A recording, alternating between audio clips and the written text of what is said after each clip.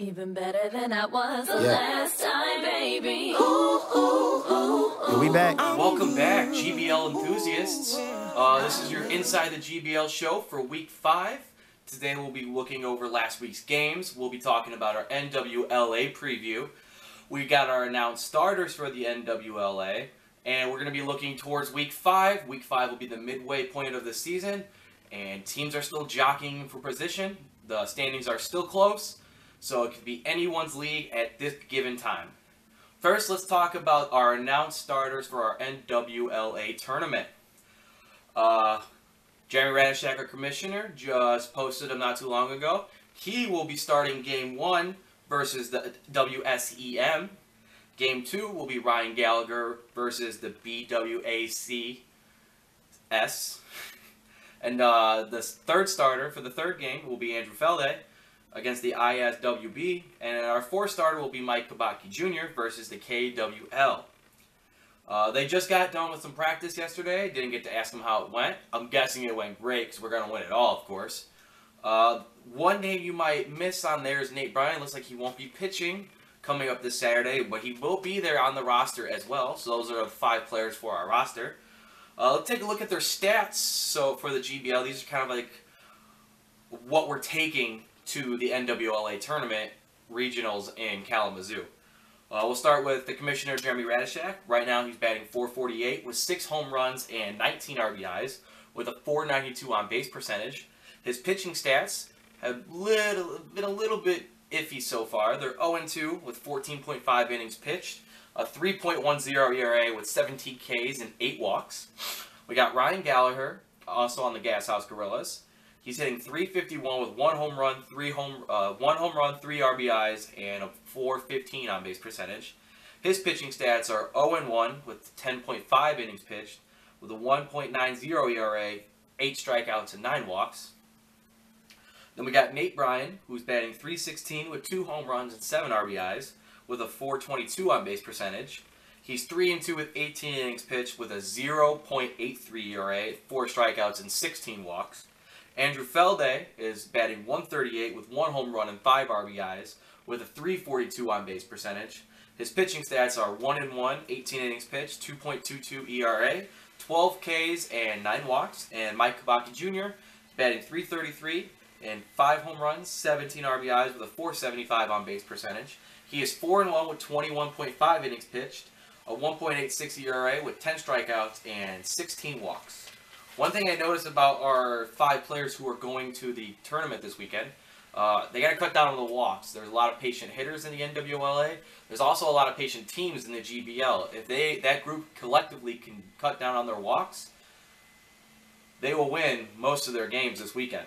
If they don't, things are not going to look too bright for the GBL. Like I said, good teams are very patient in the league. When it comes to wiffle ball, the ball moves everywhere. The wind might take it and throw it outside the strike zone. So they're going to have to be very, very patient this weekend if they want to come back 4-0. Speaking on Radishak, he had a little bit to say about his pitching so far and the struggles about getting into a couple of winning reliever of the year last year. This is Jeremy kind of struggling on the mound. What can you do to improve thus far the rest of the season? Well, I need to do a better job of throwing strikes. Not commanding my pitches too well right now, so got to work on that. I got to work on hitting spots, and still got the confidence, so I think I'll be able to turn around sooner or later here. Any worries? Any injuries we don't know about? No, I'm healthy, but sometimes you got to give the other team credit. Maybe I was getting lucky last year, and they're taking their balls out against me, and they're hitting it where they ain't. So you got to give the other team credit too. All right, thanks, Brad.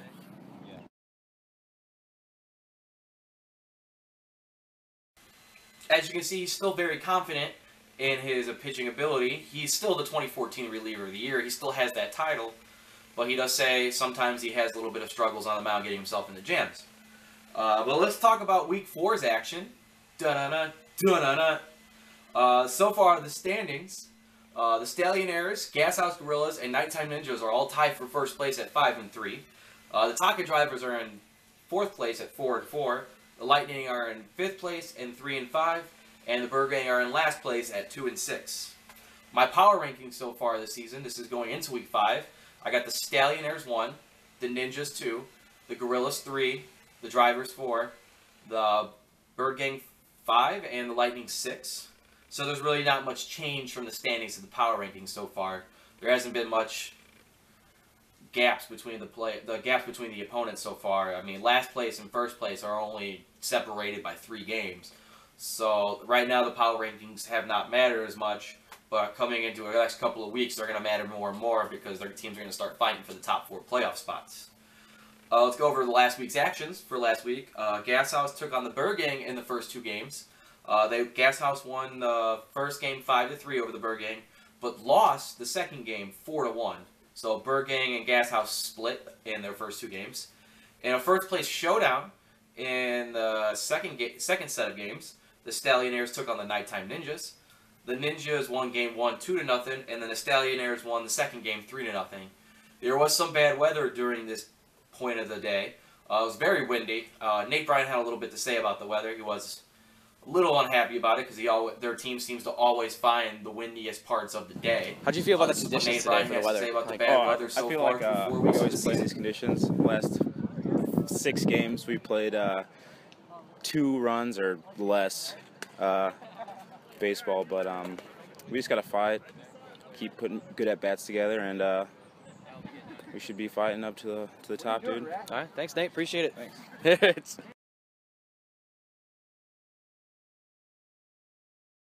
So hopefully it'll get better, and we'll get some sunshiny days on Sundays, hopefully. In our nightcap, announced by me, we had the Taka Drivers take on the Lightning. The Taka Drivers showed their force in Game 1 with Ryan Vogus throwing a no-hitter. They won 10-0. And then in Game 2, the Lightning showed that their reinforcements came to play, and they were ready to play after shaking off the rust in Game 1. So the Lightning won Game 2, 5-4. Here's Ryan Vogus. Ryan, you threw your first no-hitter today. How do you feel? I feel Last good. It was week on his a no-hitter. good game. It's a little windy outside today, so it took me a while to find the mound, but after a couple innings, I started to find the plate, and I don't know. That's pretty much it. Just the pitches were falling for me today. You've been on fire lately. What can you contribute this to? Just more experience. It's my first year in the GBL, so week after week, it's getting a little bit more confidence up there at the plate and on the mound, and I don't know. It's good to be in the league. Thank you, Ryan. I wish you bad luck the rest of the season.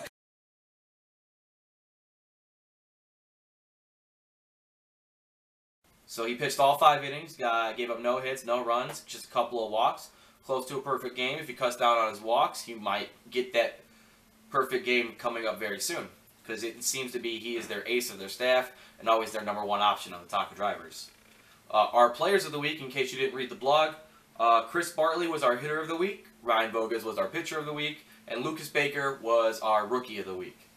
Now let's talk about a little bit of our MVP race. I've been going over it every week so far. One name got dropped off the list and another name got added, but 3 of the players are still on the list from last week. So we had Ethan Arve, who is batting .451 with 7 home runs and 25 RBIs with a .569 on-base percentage. His pitching stats are not as good as hitting numbers, but it seems to be after his last game he pitched, he's getting a little bit better. His arm's been a little bit sore, so we won't see him on the mound too often, so we're going to be focusing on his hitting numbers. Jim Tucker is doing both very well. He's batting .447 with 0 home runs and 13 RBIs with a .567 on-base percentage. And he is 5-0, the only player in the GBL to be 5-0 right now, with 14.5 innings pitched, 0.34 ERA with 15 strikeouts and just 6 walks. Mike Kabaki Jr. is also still on the MVP list. He's batting .333 with 5 home runs and 17 RBIs. His on-base percentage is .475. He is 4-1. With 21.5 innings pitched, with a 1.86 ERA, with 10 strikeouts and 16 walks. So far this season, he's pitched the most innings, so let's see if that'll take a toll on his arm going down the road. But right now, he is #3 in our MVP race, and dropping down to #4 is Nate Bryan. He's batting .316 with 2 home runs and 7 RBIs, with a .422 on-base percentage. He is 3-2 with 18 innings pitched, with a 0.83 ERA, with 4 strikeouts and 16 walks. If I had to pick an MVP right now, it would probably be Jim Tucker. Last week I know we picked Nate Bryan, but after a couple of windy games, his stats are starting to lower. But Jim Tucker has been all around the best player so far. He's been the most valuable for the Gas House. Without them, who knows where Gas House would be. They may not be 5-3 with his phenomenal pitching. And his hitting numbers, he's driving in the run, he's getting on base, he's got a good batting average. So far, if I had to pick one, Jim Tucker would be it through week 4. That's everything so far through the first 4 weeks of the season. Let's talk about week 5. We have our weather report, because a lot of players have been asking about it. Looks like it's going to be a high of 82. A couple thunderstorms. It looks like my iPhone weather app said thunderstorms. So hopefully, fingers crossed, that we just get a couple sunshiny days for once. I mean, I'm sick of the wind and the cold weather as well. I gotta sit out there while it's freezing cold. You guys gotta play out there while it's freezing cold, so it's even worse for you guys. But hopefully, we get just a nice day outside. Maybe get a June sunny day for once, because it feels like it's March and April right now. Alright, so for this week, this is the halfway midpoint through the season. This will be week 5. After this week, every team will have faced each other so far this season. So every team will have a feel for their next 10 games after the first 10 games. So at 3 p.m. and 4 p.m., we have the Bird Gang taking on the Taka Drivers. In Game 1, if these players show up, I believe they'll pitch. So Bird Gang, Nick Troush in Game 1, and the Taka Drivers will most likely go with Ryan Bogus. And in Game 2, the Bird Gang haven't really set a second starter, but I'm going to go with either Lucas Baker, who's shown that he can be there every week, and or Cole Felde, or Matt Zarowski. Most likely we'll see Lucas Baker on the mound for the Bird Gang in Game 2. And then for the Taka Drivers, we'll probably see Mark Mesnikowski, because he's been one of the better pitchers so far this season. The Bird Gang are in a real need of a big couple of wins here. They need a sweep if they want to get back into the playoff mix. If they do, they'll go to 4-6 and push the Taka Drivers down to 4-6. That'll be really big coming towards the standings, because if they can get those wins, they will be tied and hold a tiebreaker over the Taka Drivers. And they'll both be stuck in 4th place, jockeying for that last position. Baker's making a really good case for the Rookie of the Year. So far this season, he's hitting .429 with 1 home run, 8 RBIs, 2 walks, and 11 strikeouts with a .459 on-base percentage. If you cut down his strikeouts, he can probably hit near .550 if he needed to. His power numbers are starting to get there. He's starting to get adjusted to the After league. winning Rookie of the Week last week, he had a big week this week. What can you contribute that to? Rookie performance so far this season. I'm just out here trying to do the best I can, trying to get as many hits as I can, trying not to make any errors. Luckily today it went well. All right, good game today. You got a good win. Any expectations for further on in the season? Getting used to the league? Yeah, it's getting easier game by game. Hopefully next week I do the same thing I did this week. All right, thanks, Luke. Appreciate it. I'll see you next week, man.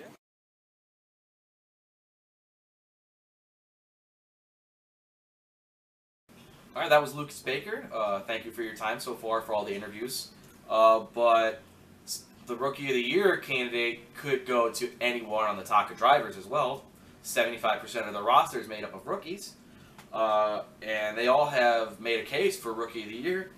My favorite out of the 3 of them, looking at the stats, is Ryan Bogus. He can hit and pitch, so that's why I'd give him the edge over Chris Bartley and Mark Mesnikowski. Mez is struggling at the plate right now, hitting only .237, but he's doing very well in pitching. And Bartley's struggling with pitching because he doesn't get many opportunities to pitch. He's only pitched 1 inning thus far. So with the quantity of work and quality of work, we'll give it to Ryan Bogus so far right now, unfortunately. The Taka Drivers are looking to start a nice little winning streak. They've split every series so far this season, so as soon as you think they're going to start winning games, 3 or 4 games in a row, they lose one of their games. So hopefully they can get something going here and make the league a little bit more exciting for the top 3 teams who seem to have a stranglehold on first place. So honestly, will these teams come ready to play? The Taka Drivers have split every series so far. The Bird Gang are 2-6. It seems like so far patience is going to be the key to these games, because these 2 teams give up a lot of walks and draw a lot of walks. So I believe these teams are going to have to rely on their patience at the plate to win these games this week. My predictions: in Game 1, I have the Taka Drivers winning 7-3 over the Bird Gang, and in Game 2, I have the Taka Drivers winning 5-4 over the Bird Gang with a final in 7 innings. So just throw an extra inning game in there. Why not? So I have the Taka Drivers having their first sweep this week. So they will probably go to 6-4 as the Bird Gang fall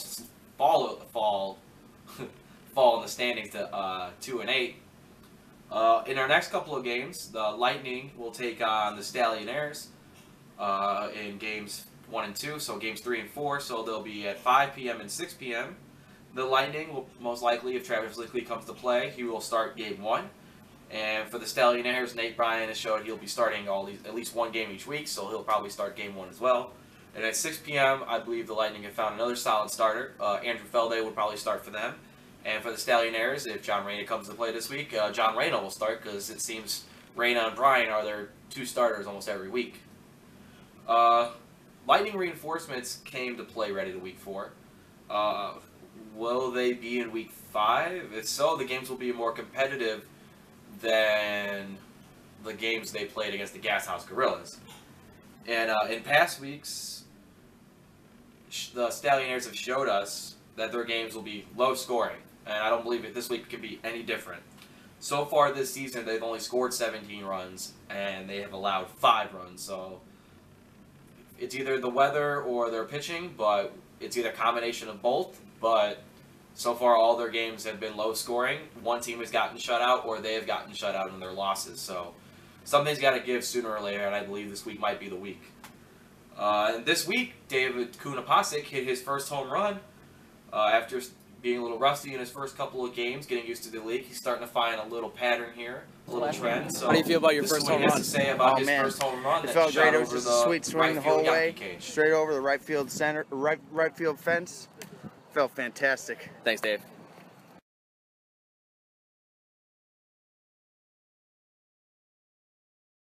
All right, that was David Kunapasek on his first home run. So far this season, the Lightning and Stallionaires have had 2 different seasons, even though they're 2 games apart in the standings. The Lightning seem to be having trouble winning games, and the Stallionaires seem to be having trouble scoring runs, even though they are still winning games. But for my prediction in these 2 games, I believe the Stallionaires are going to take both games. I believe in Game 1, the Stallionaires are going to win the game 4-1 over the Lightning.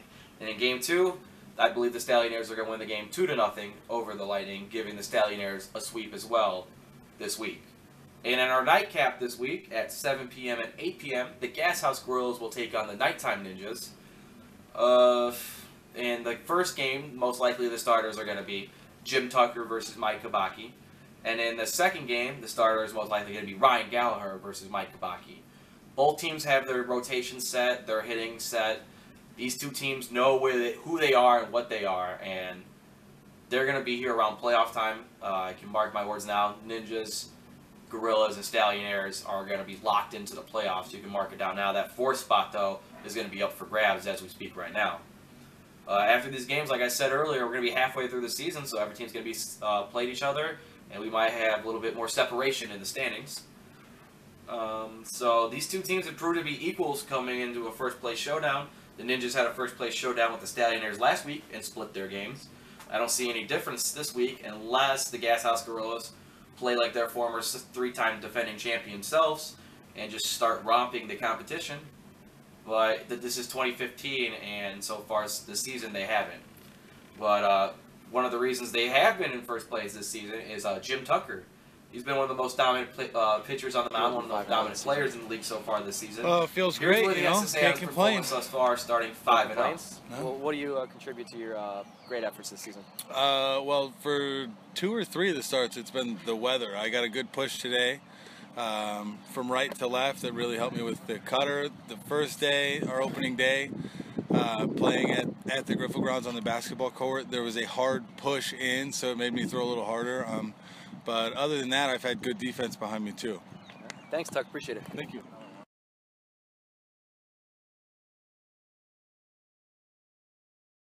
All right, that was Jim Tucker talking about his 5-0 start so far this season. But his counterpart, Mike Kabaki Jr., has been just as good. He is 4-1 with a 1.86 ERA. So we have 2 opposing pitchers that are going to clash this week in Game 1. I don't have to do any predictions for that one. That's going to be an easy one. You can mark it right now. If you set it in stone, it's going to be Kabaki versus Tucker in Game 1 if both players are come to play on Sunday. And whoever finds clutch hits in these 2 games are going to win. It seems to be this year, these 2 teams with runners in scoring positions have been very well. So whoever finds those hits in crucial moments are going to win both these games. And it looks like the Gashouse Gorillas are now a beatable team. They are 5-3 on the season, so I give the Ninjas a slight edge here. in the matchups. I have a chance, if they do, I believe the Ninjas will be the ones sweeping, not the Gas House.